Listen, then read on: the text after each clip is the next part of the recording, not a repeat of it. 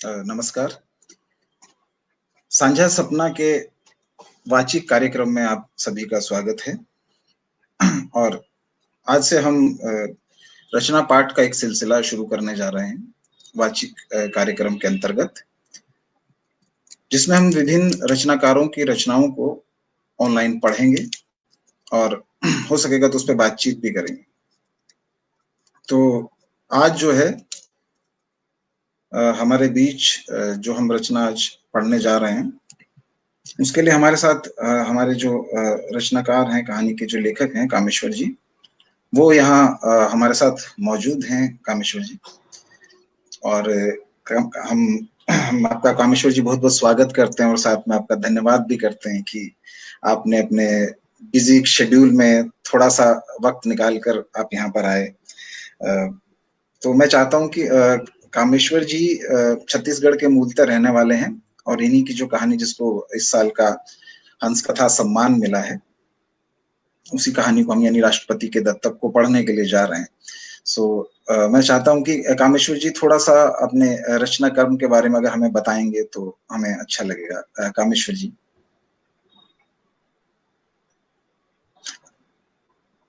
मेरी आवाज पहुंच रही है कामेश्वर जी आप तक? जी, जस्ट आपको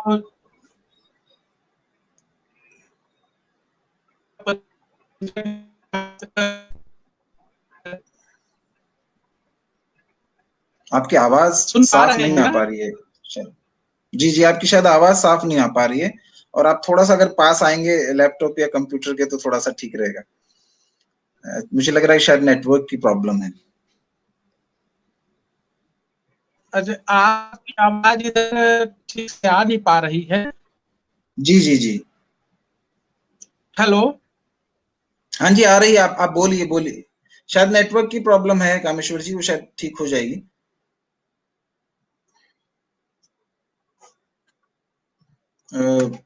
लगता है नेटवर्क की दिक्कत की वजह से हम कामेश्वर जी के साथ जुड़ नहीं पा रहे हैं। जैसे ही उनका नेटवर्क ठीक होता है, वो हमसे जुड़ पाते हैं, तो हम थोड़ी सी कहानी के बारे में उनसे बातचीत करना चाहेंगे। हम चाह रहे थे कि कामेश्वर जी थोड़ी कहानी के बारे में बातचीत करें। तो कामेश्वर जी के बारे में जो बताते हैं कि जितना मैं जानता हूँ कि छत्तीसगढ़ में रहते हैं और उन्होंने कुछ उपन्यास लिखे हैं, कहानियां लिखी हैं, विभिन्न पत्रिकाओं में उनकी कविताएं, कहानियां, आलेख, व्यंग प्रकाशित होते रहे हैं, और उनकी इस कहानी को इस साल का कथा सम्मान भी मिला है। तो मुझे लगता है कि जब तक कामेश्वर जी जुड़ते हैं, हम कहानी का पाठ शुरू करते हैं। तो जो कहानी आज हम पढ़ने वाले हैं, कहानी है राष्ट्रपति के दत्तक। बूटूराम पूछते पाछते कलेक्टोरेट के गेट पर पहुंचा। शायद कामेश्वर जी आ गए हैं, थोड़ी सी क्षमा चाहते हैं। ठीक, उनसे अगर बातचीत हो पाएगी तो कहानी सुनने में मजा आएगा। जी कामेश्वर जी। हाँ, मैं सुन पा रहे हैं मुझे? हाँ जी, सुन पा रहे हैं जी। हेलो। हाँ जी, सुन पा रहे हैं कामेश्वर जी। तो हाँ जी, मैं ज्वाइन कर पाए।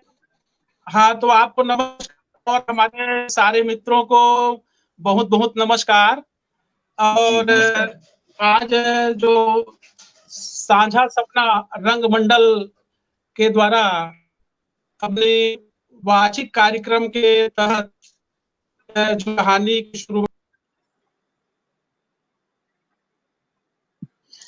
दरअसल कामेश्वर जी छत्तीसगढ़ से हमसे जुड़ने की कोशिश कर रहे हैं, तो बार बार रुकावट हो जा रही है नेटवर्क की वजह से। उनका जो लक्ष्य है कि हाशिए के आवाज देगा, तो उस हाशिए को आवाज एक कार्य है रंगमंडल का अपने साझा सपना करता हूँ। और इसी के साथ ही मैं हंस परिवार का भी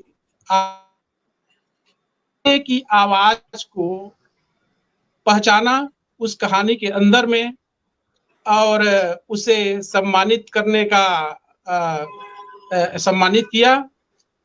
तो मैं हंस परिवार और उस चयन मंडल, चयन समिति का भी हृदय से आभार प्रकट करता हूं।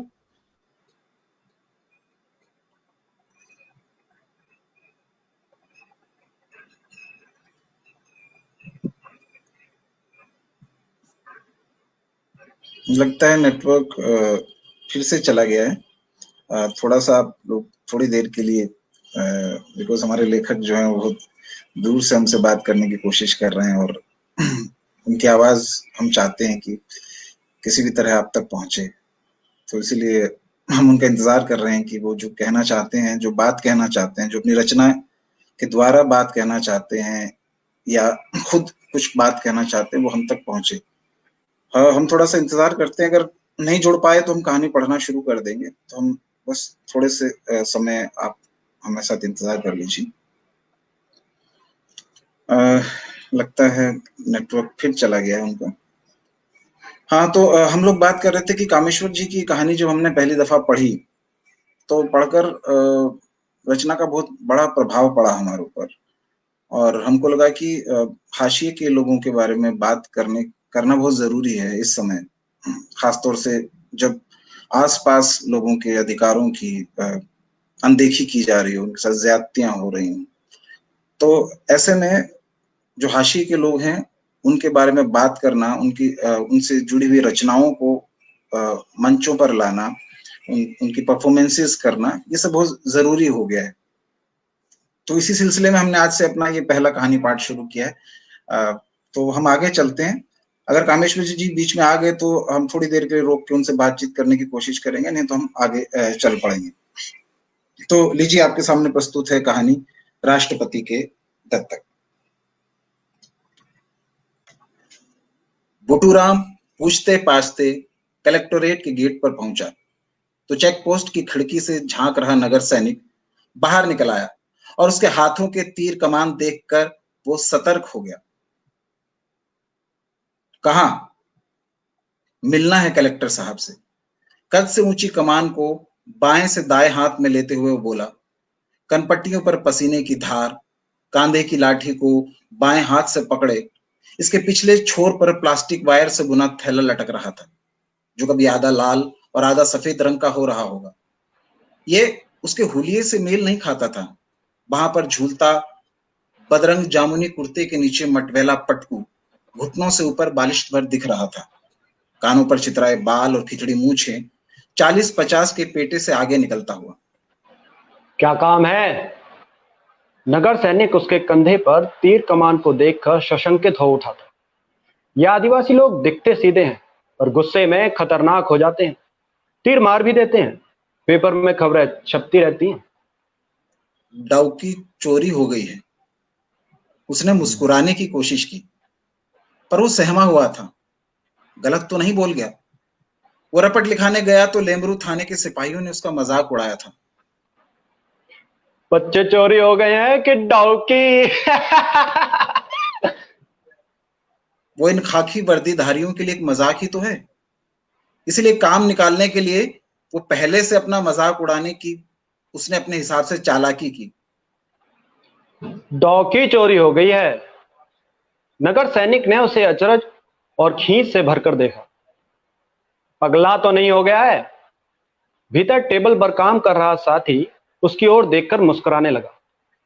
सुन रहे हो? इसकी डॉकी चोरी हो गई है। फिर वो बुटूराम की ओर मुखातिब हुआ। क्या बकते हो? डॉकी कोई सामान है? वो बोला, क्या बकते हो? डॉकी कोई सामान है जिसे कोई चुरा ले जाएगा? नगर सैनिक ने उसकी हेंजवारी के लिए हड़काया।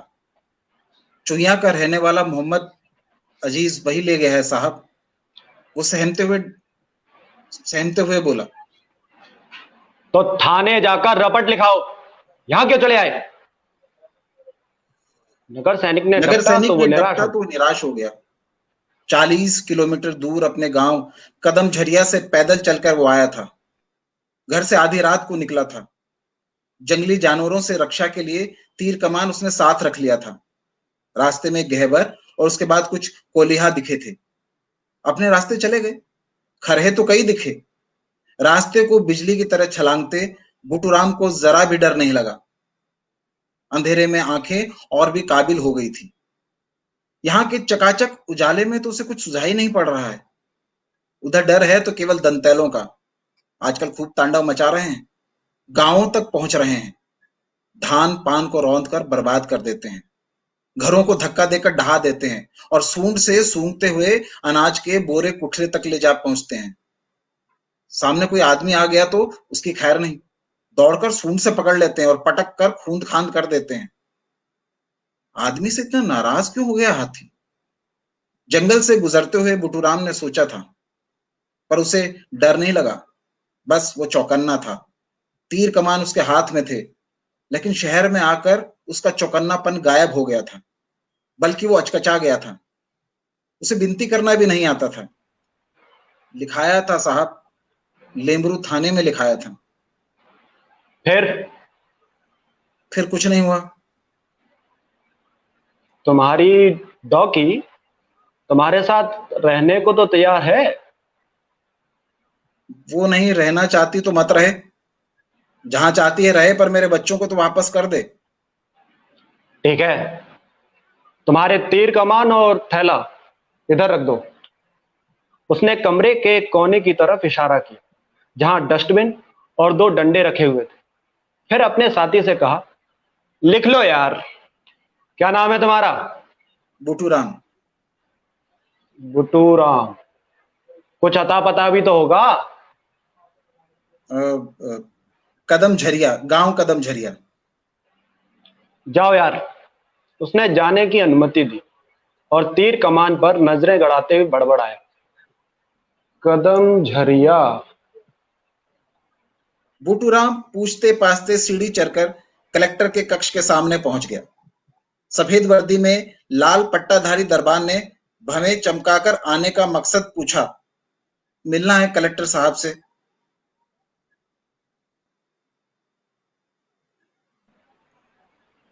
जी, कलेक्टर साहब से मिलना है। वहां से स्लिप निकालो। दरबान ने दरवाजे के बगल में लटक रही पर्चों की गड्डी की ओर इशारा किया। अपना नाम धाम लिख कर दो। मैं लिखना नहीं जानता साहब। ठीक है, इधर ला। दरबान ने स्लिप पर उसका नाम पता लिखा और कहा, सामने बेंच पर जाकर बैठ जाओ। बुटूराम ने उधर निगाह डाली। दीवार से लगे स्टील के पुष्ट वाले जालीदार बेंचों पर कई लोग बैठे थे, आदमी औरत सब। बुर्की में बैठी एक औरत के बाद बेंच खाली था। वो उसी के एक सिरे पर बैठ गया और गमछे से चेहरे का पसीना पोंछने लगा।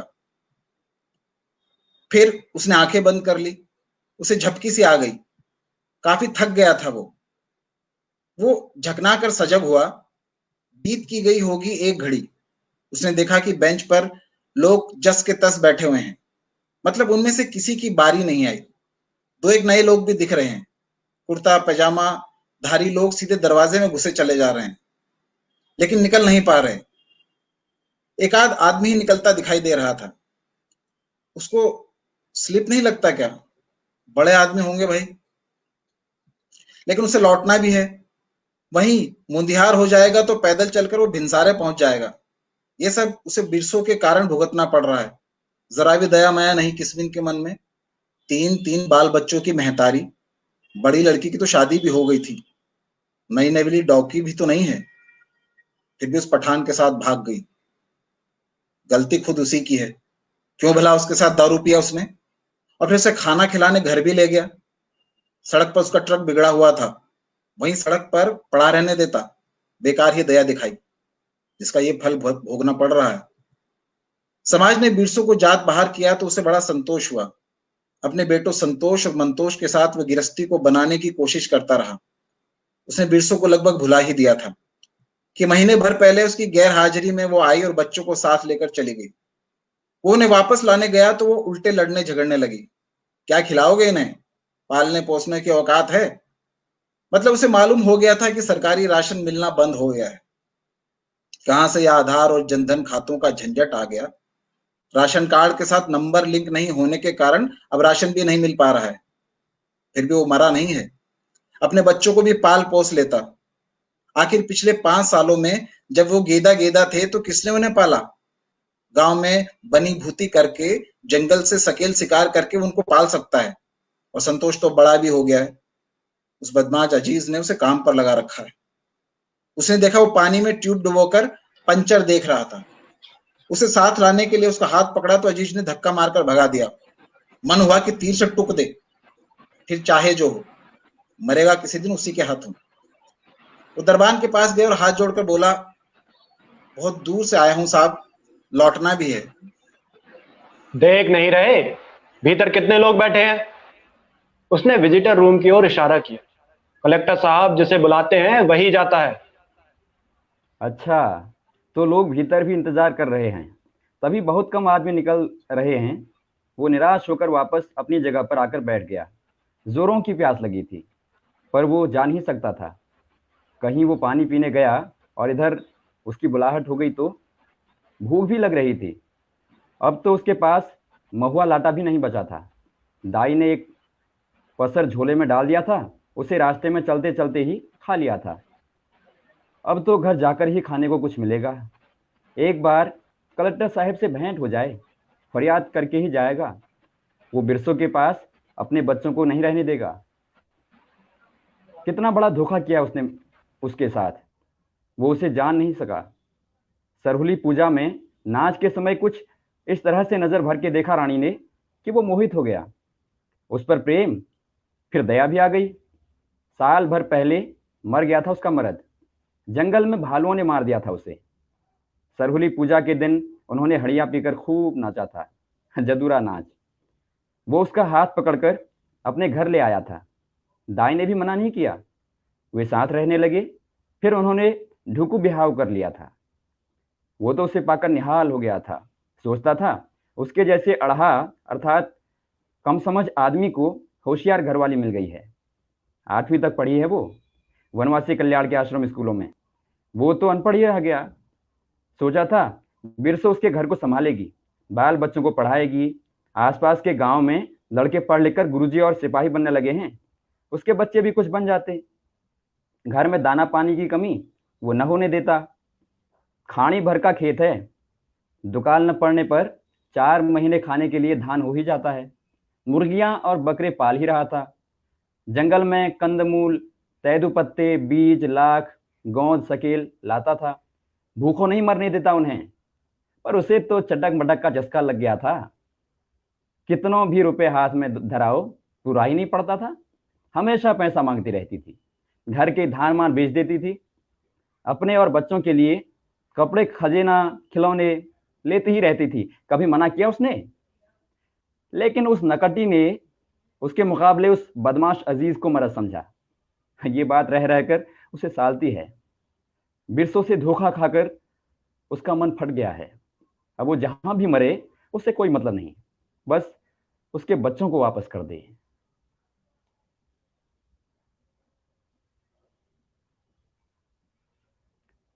नेहरूनिशा, सौखीदास, बुटूराम, दरबान ने हाँक लगाई। चलो सब एक साथ आ जाओ, निकलना है साहब को। बेंच पर बैठे लोग हड़बड़ा कर उठे। वो भी खुद को समेटता हुआ उनके पीछे लपका। ठहरो ठहरो, पहले निकलने दो इन्हें। वे ठिठक कर दरवाजे के एक ओर से हो गए। अंदर से कलफ लगे झक्के सफेद कुर्ते पायजामे में नेताजी और उनके शागिर्द कहे कहे लगाते हुए निकल रहे थे। अच्छा जाओ तुम लोग। दरबान ने उन्हें भीतर जाने की अनुमति दी। अन्य लोगों के साथ वो भी अंदर घुसा। आगंतुक कक्ष में सोफों पर 2-4 लोग बैठे हुए थे। उसे पार कर वो कलेक्टर कक्ष में पहुंचा। सामने टेबल के उस पार एक महिला को बैठे देखा। उसे ख्याल आया, कहीं ये वही महिला कलेक्टर तो नहीं जिसने कुछ दिनों पहले उनके गांव की तरफ दौरा किया था। उसने खुद तो उसे देखा नहीं था, पर गांव वालों ने बताया था इस बार महिला कलेक्टर आई हैं, बड़ी भली साहब हैं। भाई कई लोगों को राशन मिलना बंद हो गया था। राशन कार्ड के साथ आधार नंबर और बैंक अकाउंट नंबर जुड़ा नहीं था ना, इस कारण कलेक्टर ने वही अपने अफसरों को हिदायत दी और अब उन्हें राशन मिलने लगा है। गुरुजी भी अब रोज स्कूल आते हैं। स्कूलों में मध्याह्न भोजन भी ठीक से मिलने लगा है। वनोपज के अच्छे दाम के लिए सहकारी समिति बनाई जा रही है। ये कलेक्टर गरीबों की सुध लेती है। महिला कलेक्टर को देखकर उसकी हिम्मत बंधी। उसके साथ जरूर न्याय करेगी। वो धीरज रखते हुए बाकी फरियादियों के पीछे खड़ा हो गया। पहले ये निपट लें फिर वो इत्मीनान के साथ अपनी बात कहेगा। अब तक तो हाकिम लोग उसका मजाक ही उड़ाते आए हैं। लेमरू थाने में रपट दर्ज कराने गया था तो सिपाही उसका मजाक बना रहे थे। डौकी भाग गई, उठता नहीं क्या रे। उसे बहुत गुस्सा आया, लेकिन वो कर भी क्या सकता था। हवालात में बंद कर पीट पाट देते तो वो क्या कर लेता। लेकिन ये साहिब लगता है उसकी सुनेगी। सामने के फरियादी हट गए तो कलेक्टर साहिबा की नजर उस पर पड़ी और उन्होंने आंखों से ही पूछा, 5 साल हुए साहब। उसके हाथ जुड़ गए। मेरी डॉकी भाग गई, अब वो बच्चों को भी चुरा कर ले गई है। डॉकी भाग गई है, बच्चे चुरा ले गई है। डॉकी मेरी घरवाली साहब 5 साल पहले भाग गई थी, अब बच्चों को भी चुरा कर ले गई है। बच्चे चुरा ले गई है? माँ बच्चों को साथ लेकर गई होगी, उसको चुराना कह रहा है। बताओ। देखो, ये थाने में रिपोर्ट लिखवाओ, ये तो कोर्ट का मामला है। गया था साहब, लेमरू थाने में गया था, कुछ नहीं हुआ। अब बच्चे माँ के पास रहना चाहते होंगे भाई। बच्चे नहीं चाहते साहब, क्या नहीं चाहते? वो माँ के साथ रहना नहीं चाहते। गुड्डूराम ने कह तो दिया, लेकिन सोचने पर मजबूर हो गया। उसके पहले बच्चों के पराये होने के बारे में कभी सोचा नहीं था। बच्चों पर स्वाभाविक रूप से अपना हक मानता था। वो बाप है और पिछले 5 साल तो अकेले उसी ने उनको पाला पोसा पोसकर बड़ा किया है। जब वे गेदा गेदा थे तब तो वो छोड़कर भाग गई थी। कितनी सांसतों से उसने उन्हें पाला पोसा था। अब बड़े हो गए तो अपना हक जताने लगी। लेमरू थाना कोरवा के हो कि बिरोहर के? कोरवा हूं साहब। उसे ढांढस मत था। कलेक्टर साहब उन्हें जानती हैं, घूमती है ना उनके गांव तरफ। प्यास के मारे सूख रहे होठों पर जबान फेरते हुए उसने मुस्कुराने की कोशिश की। आप तो आई थी उधर। हाँ, तुम समेली भाटा के हो ना? कलेक्टर साहिबा को चेहरा कुछ पहचाना सा लगा। उस दिन वहां चौपाल में देखा हुआ सा चेहरा। अब सारे आदिवासी लगभग एक जैसे ही तो दिखते हैं। कोरवा, बिरोहा, पंडो लोगों में ज्यादा अंतर नहीं था। ज्यादा संपर्क न होने के कारण ऐसा होता है। जैसे सब बंदर, सभी पशु पक्षी एक जैसे लगते हैं, पर ये तो राष्ट्रपति के दंपत हैं। इनका एक व्यक्ति के रूप में पहचान में ना आ पाना भी विडंबना से कम नहीं। इनकी जातियों के को देखकर राष्ट्रपति ने इन्हें गोद लेवाया था। गोद लेने वाले उस पिता को इन्होंने कभी देखा ना होगा। राष्ट्रपति को भला क्या मालूम था कि उनके कितने दत्तक हैं और किस हाल में हैं। हालचाल लेना तो प्रशासन का काम है, इसीलिए कलेक्टर साहिबा उधर का दौरा कर ही लेती थी। और अभी तो उन्हें बार बार दौरा करना पड़ रहा था। सरकार के हाथ घोषणा जो करा दी थी, इन दत्तकों को वहां से हटाना बड़ा मुश्किल काम हो गया था। उन्हें मालूम है कि कुछ साल पहले जन सुविधाएं और रोजगार से जोड़ने के लिए इन आदिवासियों को वहां से पहाड़ियों से उछाल कर नीचे जंगल में बसाया गया था। कुछ परिवार तो यहीं जमा नहीं हुए तो फिर पहाड़ियों पर ही रहने चले गए। बाकी लोगों को खेती पेती करना शुरू कर दिया था और अब तो जमने ही लगे थे लगभग। उन्हें वहां से उछालना जान जरूरी था। हाथी अब शहर गांव में पहुंचने लगे थे। हाथियों द्वारा लोगों को मारे जाने की खबरें रोज लगातार छपती थी। सबसे ज्यादा शिकार तो जंगल के ये आदिवासी ही हो रहे थे, इसलिए तो उनका हटाना वहां से बहुत जरूरी हो गया था। अभ्यारण्य। कलेक्टर साहिबा के चेहरे पर टेढ़ी मुस्कान झलक उठी। क्या हाथी अपने अभ्यारण्य की सीमाओं को जानेंगे और मानेंगे, या ऐसा परकोट खड़ा किया जाएगा जिसे हाथी तोड़ न सकें? अभ्यारण्य में पर्याप्त चारा पानी रहने की क्या गारंटी है? सब जानते हैं हाथियों की आबादी क्षेत्र में घुसने का मूल कारण है जंगलों को खनन क्षेत्र के हवाले कर देना, हाथियों के रहवास को खत्म कर देना। लेकिन उस तरफ सोचना कलेक्टर साहिबा का काम नहीं है। उनका काम है सरकारी आदेशों का पालन करना, योजनाओं को कार्यान्वित करना, प्रगति और विकास के लक्ष्यों को पूरा कर अपने करियर को चमकाना। अब ये प्रगति और विकास जिधर ले जाएं उधर ही जाना है, इसीलिए वे अपनी कोशिश में कमी नहीं करती। उन्हें वहां से उछलने के मनाने बार बार दौरा करती रहती हैं। उनके दौरे में शासन की कल्याणकारी योजनाओं के लाभ महरूम लोगों तक भी कुछ पहुंच जाते हैं। साथ गए अफसरों को तुरंत निर्देश देती हैं। इससे आदिवासियों पर अच्छा प्रभाव पड़ता है। उन्होंने उन्हें कोसा रेलिंग का प्रशिक्षण दिलाकर रोजगार दिलाने और वनोपज की समिति द्वारा मार्केटिंग कराने का भरोसा दिया है। युवकों ने उत्सुकता दिखाई है, पर वो जानती हैं कि वनों से दूर कर देने पर न तो वनोपज तक उनकी पहुंच होगी और न कोसा रेलिंग का प्रशिक्षण ही कुछ काम आएगा। प्राकृतिक कुनून वाले पेड़ तो अभ्यारण्य के अंदर आ जाएंगे। वनोपज इकट्ठा करने की अनुमति क्या उन्हें मिलेगी? नहीं, मैं पहाड़ खाले कदम झरिया का हूं। तुम लोग समझते क्यों नहीं? लगातार हाथियों के हमले बढ़ते जा रहे हैं। अरे तुम्हारे अपने लोग मारे जा रहे हैं, फिर भी चेत नहीं रहे हो। बुटूराम सकपका गया। उसे समझ में नहीं आया कि उसके बच्चों के बजाय हाथी का मामला कहां से आ गया। कलेक्टर साहिबा कह तो ठीक रही हैं। उधर के गांव में हाथियों द्वारा लोग अक्सर मारे जा रहे हैं। आते समय जंगल से गुजरते हुए ये भी डरा हुआ था। अंधेरा रहने तक तो वो ऐसे दबे पांव चला मानो बिल्ली हो। कोई दंतल उसके सामने आ जाता तो वो अपने तीर कमान से उनका क्या कर लेता। समस्या तो है, लेकिन मैडम उसे क्या समझने के लिए कह रही हैं, ये उसकी समझ में नहीं आया। हम लोग सचेत हैं साहब, उसने कहा। अब घर में महुआ नहीं उतारते, उसकी महक पाकर वो आता है। हाथी तो फिर भी आ रहे हैं। तुम भी समझाना अपने गांव के लोगों को। सबकी बसाहट के लिए बढ़िया हो जाए, इसीलिए तो ये सब हो रहा है। वहां बेकार ही अपनी जान को संकट में डाले हुए हो तुम सब लोग। हो साहेब। बुटूराम को लगा कि यहाँ उसे हामी भर देनी चाहिए। हाँ कहने में क्या जाता है, गांव में उसकी सुनेगा कौन?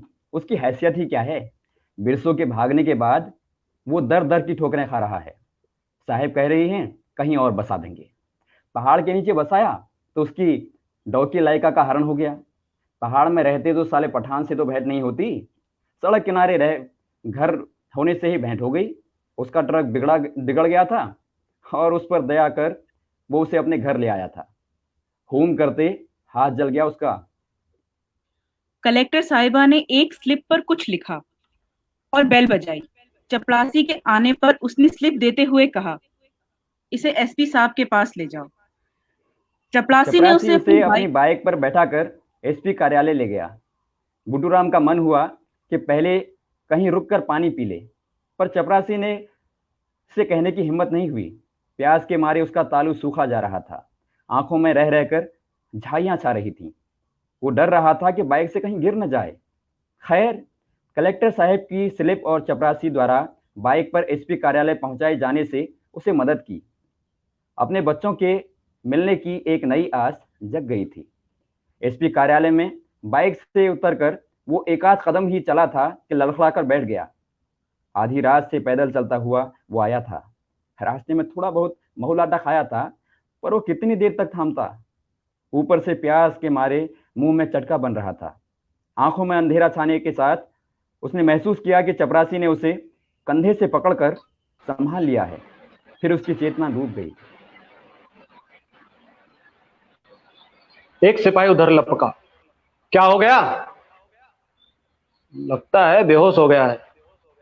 कलेक्टर साहब ने इसे एसपी साहब के पास भेजा है। सिपाही भीतर से गिलास में पानी ले आए और उसके चेहरे पर छींटा मारा। बुटूराम की पलकें फड़फड़ाई और होठों पर जुबान फिरी। फिर उसने आंखें खोल दी। सिपाही ने उसे गिलास का बचा हुआ पानी पिलाया उसकी जान में जान आई। अब ठीक है? ठीक है साहब। चपरासी ने उसे उठाया, उसे सहारा देकर एसपी कक्ष तक ले गया, स्लिप को एसपी साहब के पास भिजवाया। सिपाही ने उसे कक्ष के अंदर आने का इशारा किया। बुडूराम लड़खड़ाता हुआ कक्ष में पहुंचा। पिए हुए हो क्या? ठीक से खड़ा हो। बुडूराम सहम गया, अपने आप को सचेत किया। खाकी वर्दी वालों के से वैसे भी डर लगता है, लेमरू थाने वालों को देखकर तो वो कपस जाता है। उनकी नजर से जितना दूर रहे उतना ही अच्छा है। उन्होंने तो उसका मजाक उड़ाया था। उड़ता नहीं क्या रे? इस मजाक से ने उसे बिल्कुल नाचीज बना दिया था। नाचीज का दर्द, गुस्सा एक मजाक ही तो होता है। वो कुछ कहता और वो हवालात में बंद कर उसकी कुटाई कर देते। उस दिन बच्चों पर दावे की अपनी हैसियत उसे कमजोर होती लगी थी। वो तो निराश होकर बैठ गया था। पिछले दिनों गांव की तरफ कलेक्टर का दौरा होने लगा। इधर के लोग कलेक्टर के जन दर्शन में जाने लगे तो उसकी हिम्मत बंधी। उसने सोचा कि वो भी करेगा कलेक्टर से फरियाद, शायद उसके बच्चे मिल जाएं। अभी से चक्कर आ गया था सर। चपरासी ने उसकी हालत बताने की कोशिश की। कैसे? एसपी ने अब उसे गौर से देखा। उसके चेहरे पर मुर्दनी छाई हुई थी। खाना वाना खाए हो कि नहीं? बैठ जाओ। उसने सामने रखी कुर्सी की ओर इशारा किया। टाइम ही नहीं मिला साहब। मानो टाइम मिलने पर उसके पास खाने को चीज और पैसे थे। टाइम नहीं मिला? एसपी चकराया। ऐसा कौन सा काम कर रहे थे कि खाने का भी टाइम नहीं मिला? आधी रात से घर से चला था साहब। कलेक्टर ऑफिस पहुंचते 11 बज गए। कहाँ है तुम्हारा घर? कदम झरिया, लेमरू कदम झरिया थाना। पैदल चलकर आए हो साहब। बस से क्यों नहीं आए? एसपी ने उसे अचरज से देखते हुए पूछा। टिकट के पैसे नहीं है साहब। एसपी को उस पर दया आ गई। बड़ी तकलीफ उठाकर पहुंचा है ये तो। राष्ट्रपति के दत्तक को एसपी भी जानता है, बस पहचानता कोई नहीं। इसके बच्चों को मां ले गई, ये उन्हें पाना चाहता है। कलेक्टर मैडम ने स्लिप में लिखा है, please do the needful. Phone पर भी तो बोल सकती थी। और बच्चे मां के पास हैं तो वो क्या कर सकता है? वे किसके पास रहेंगे इसका फैसला तो अदालत ही कर सकती है। हाथी अभयारण्य क्षेत्र में रहता है ये। इन्हें वहां से हटाना है, मतलब विस्थापित करना है। लेकिन बुटूराम को तो कुछ सांत्वना देना होगा। मौके पर ये लोग काम आएंगे। बच्चे मां के पास रहना चाहते होंगे, तब मिले थे उनसे? गया था साहेब उन्हें लेने। अजीज ने उन्हें आने ही नहीं दिया। ये अजीज कौन है? वही तो बिरसों को भगा कर ले गया है साहब। भाग गई तो वो अब मेरे लिए मर गई। अब उससे मुझे कोई मतलब नहीं। हमारे समाज ने उसका निकाल बाहर कर दिया है। अब वो जहां चाहे जैसे चाहे रहे, लेकिन मेरे बच्चों को तो वापस कर दे। उसकी सांस भर आई, प्यास फिर लगाई थी। खाली पेट खूब पानी मांगता है। जब बच्चे गेदा गेदा थे तो उन्हें छोड़कर भाग गई निर्दयी। उनके डेने जम गए तो अब अपना हक जताने लगी। उसने दिल से फरियाद की। एसपी साहब उसे थानेदार जैसा खुर्राट नहीं लगा। अभी लड़का उम्र ही था। आदमी जैसा लग रहा था। जरूर उसकी मदद करेगा, उसकी सुनेगा। एसपी को सच में उस पर दया आ गई थी। घरवाली और बच्चे दोनों छिन गए बेचारे। सरकार इनके संरक्षण के लिए काम कर रही है, हालांकि नतीजा निकलता दिखाई नहीं देता। समाज की मुख्य धारा में कदम रखते ही ये गायब होने लगते हैं। उनकी लड़कियां भगाकर महानगरों के देह व्यापार में खपाई जाती है। भाषा और संस्कृति विलुप्त के कगार पर है। होशियार और चालाक लोग इन्हें लूट लेते हैं। किसी अजीज ने इसकी पत्नी और बेटे लूट लिए। एसपी चाहकर भी उसके लिए ज्यादा कुछ नहीं कर सकता। देखो, अब ये कोर्ट कचहरी का मामला बन गया है। वे बच्चे वापस देना नहीं चाहते और तुम छीन कर ला भी नहीं सकते। अब कोर्ट ही फैसला कर सकता है। उसके आदेश के बिना हम कुछ नहीं कर सकते। मुकदमा लड़ना आसान काम नहीं है। सोच लो अच्छी तरह से। हो सकता है बच्चे समझदार हो जाने पर खुद ही तुम्हारे पास आ जाएं। एसपी ने उसकी जगह पर अपने आप को रखकर देखा। हर लिहाज से दुखी जीव, जिसके बीवी बच्चे भाग गए हो, भग्न हृदय, बेचैन आत्मा। सक्षम आदमी की बीवी नहीं भागती। ऐसा विपद कमजोरों पर ही आता है। उसका स्वर मुलायम हो गया। मैं आता हूं उधर एक दिन, देखता हूं। फिर अपने सहायक से कहा, नोट कर लो इसका नाम पता। उसने अपनी जेब से 100 रुपए का नोट निकाला और बुट्टूराम की ओर बढ़ाते हुए कहा, इसे रख लो, बस से जाना और अपने गांव के लोगों को समझाना क्या रखा है इस जंगल में तकलीफ के सिवा। एसपी ने मानो अपने सिद्धांतों के आड़े आ रहे फर्ज को अदा किया। फिर चपरासी से कहा, इसे दाल भात सेंटर में खाना खिलाकर छोड़ देना। एसपी साहब के व्यवहार से बुटूराम के बुझे हुए मन की बत्ती कुछ जली। ये साहब कम से कम उसे आदमी तो समझता है, उसके भूख प्यास का ख्याल करता है। बच्चों के बारे में उसे भी संदेह है कि वे उसके साथ रहना चाहते होंगे। आखिर वो जंगल में उन्हें दे भी क्या पाता है। संतोष अजीज के पंक्चर दुकान पर नाद के पास टायर लिए खड़ा था। 4 पैसा कमा रहा है तो खर्चा पानी मिलता ही होगा, अच्छा खाता पीता होगा।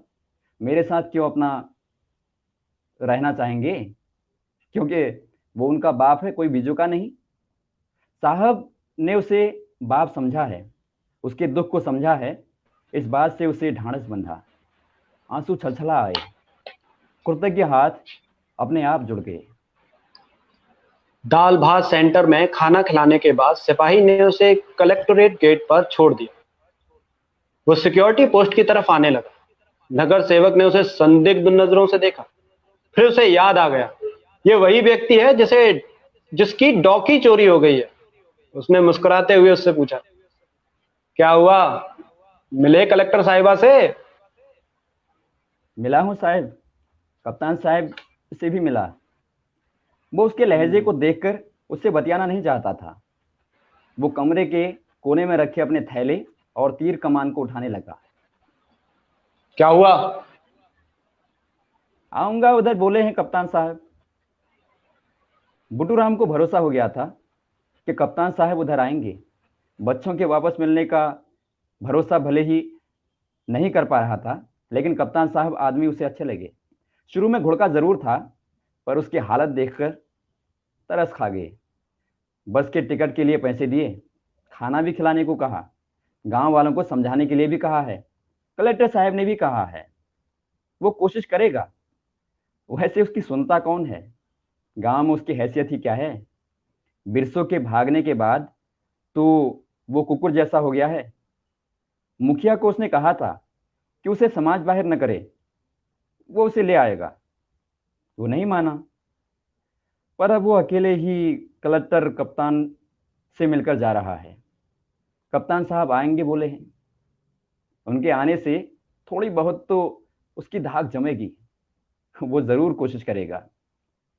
हाथियों का डर दिन रात बना रहता है, उनके लोग मरते ही रहते हैं। पिछले महीने मुखिया के भाई को ही पटक मारा था दंतैल ने। तेंदू तोड़ने गए हुए थे। एक भाई किसी तरह से बचकर आया तो प्लास्टर चढ़ा हुआ था उसके हाथ पे। गांव छोड़ देने में ही भलाई है। सरकार किसी जगह पर बसाएगी तो रोजी रोटी भी तो व्यवस्था हो ही जाएगी। क्या पता बिरसो उसकी हालत को बेहतर देखकर वापस आ जाए। साहब लोग समझाएं तो शायद समझ भी जाए।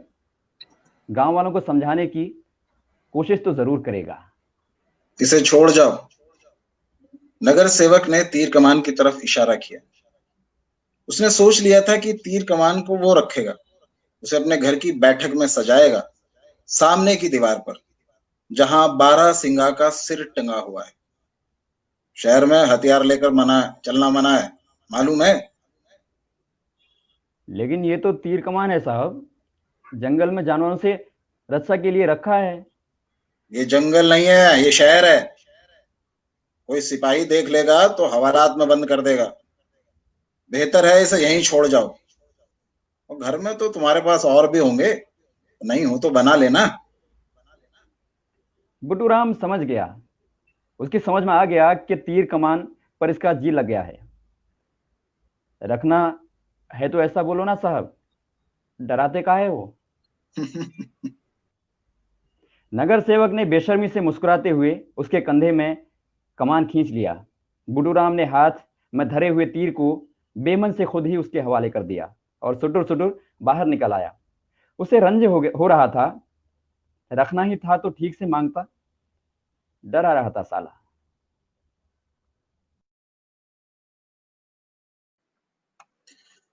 तो ये थी आपके सामने कहानी कामेश्वर जी की राष्ट्रपति की दत्तक। शुक्रिया दोस्तों आप सभी का इस कहानी के लिए, हमारे साथ बने रहने के लिए और इस महत्वपूर्ण कहानी को सुनने के लिए। आज से हमारी कोशिश शुरू हुई है वाचिक के तहत, जिसके अंतर्गत हम इस तरह का लगातार पाठ करते रहेंगे, कहानियों का, दूसरी तरह के कथ्य का, कविताओं का।